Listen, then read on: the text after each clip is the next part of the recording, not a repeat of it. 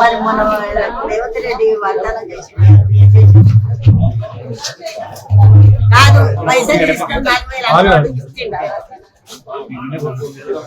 నాకు ఇన్నే ఒక్కలేదు చాలు. నేను 2 చెట్లు అడిగినా నాకు అంతే మట్టుకుంటు కావాలి.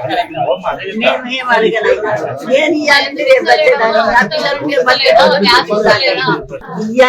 ఇద్దరు పెట్టాను. నేను కాదంటలేను నాన్న. ఇవాళ ఇచ్చిన వాగ్దానం మాట మళ్ళా ఓట్లు గెలిచినాక రాదు. వాగ్దానం చెయ్యి. గ్యాస్ సిలిండర్ ఇప్పటి వరకు 500 ఉంటే ఏక పైసా తక్కువ కాదు. డబుల్ బెడ్ ఇందిరమ్మ ఇల్లు. నేను ఒక ముచ్చట అడుగుతా, కరెంటు ఫ్రీ అన్నోళ్ళు ఇప్పుడు మళ్ళీ ఎందుకు బిల్లులు వేస్తుంది? ఏది నిజమో ఏది అబద్ధమో తెలియకనే కదా ఇప్పుడు అడిగేది. మరి అంత ఏది అబద్ధమో ఏది చేసేది అంత అబద్ధం తెలియదు. చేసేది